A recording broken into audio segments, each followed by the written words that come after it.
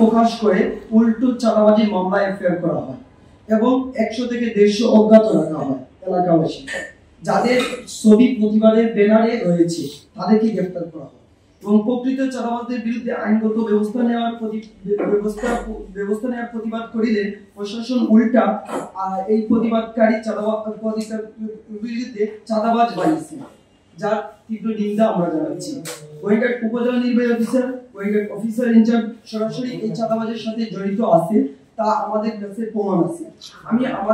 আমি আপনাদের মাধ্যমে এই দুই ঊর্ধ্বতন কর্মকর্তাকে বরখাস্তের দাবি জানাচ্ছি। প্রতিদিন ইসি এলাকা থেকে ইওনো ও অফিসার ইনচার্জের সহযোগিতায় প্রায় 60 থেকে 70 লক্ষ ঘনফুট বালু অবৈধভাবে ড্রেজার মেশিন দ্বারা উত্তোলন করে 2 কোটি থেকে প্রায় 2 কোটি 50 লক্ষ থেকে 3 কোটি টাকা চাঁদাবাজি করে আসছে এই বালুখেকু চক্ররা। প্রতিদিন ইসিএ মুক্ত এলাকা রক্ষা করতে হলে এই অফিসারদের অর্থ এলাকা থেকে অপসারণ করতে হবে। আমি তার জোর দাবি জানাচ্ছি যে ইজারা গ্রহীতা প্রতিষ্ঠান যে শর্তের উপর ভিত্তি করে ইজারা গ্রহণ করেছে তার কোনো শর্তই পালন করেন নাই।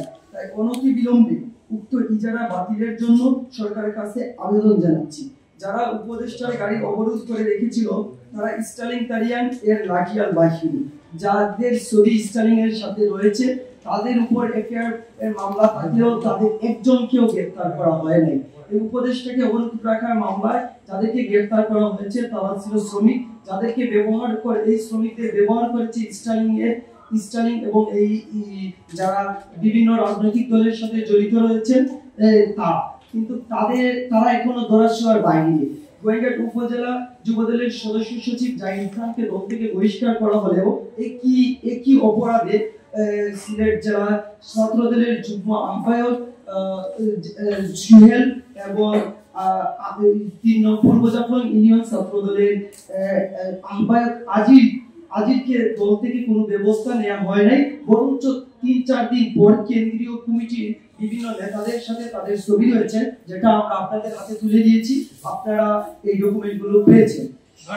প্রতিদিন ইসি এলাকা থেকে ইওনো ও অফিসার ইনচার্জের সহযোগিতায় প্রায় 60 থেকে 70 লক্ষ ঘনফুট বালু অবৈধ ড্রেজার মেশিন দ্বারা উত্তোলন করে 2 কোটি 50 লক্ষ থেকে 3 কোটি টাকা চাঁদাবাজি করে আসতেছে এই বালুখেকু চক্ররা।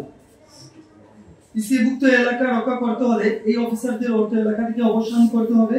আমি তার দাবি জানাচ্ছি যে ইজারা গ্রহীতা প্রতিষ্ঠান যে শর্তের উপর ভিত্তি করে ইজারা গ্রহণ করেছে তার কোনো শর্তই পালন করে নাই। তাই অনতিবিলম্বে উক্ত ইজারা বাতিলের জন্য সরকারের কাছে আবেদন জানাচ্ছি। যারা উপদেষ্টার গাড়ি অবরোধ করে রেখেছিল তারা স্টার্লিং তারিয়ান এর লাঠিয়াল বাহিনী, তাদের একজনকেও গ্রেফতার করা হয় নাই। তাই দ্রুত গ্রেফতার এবং সারি 1 ও লেমুরা বালিমহলের ইজারা বাতিল ও মিথ্যা মামলা থেকে যে মিথ্যা মামলা এই প্রতিবাদকারীদের উপর দেওয়া হয়েছে এই মামলা অবসানের জন্য দাবি জানাচ্ছি।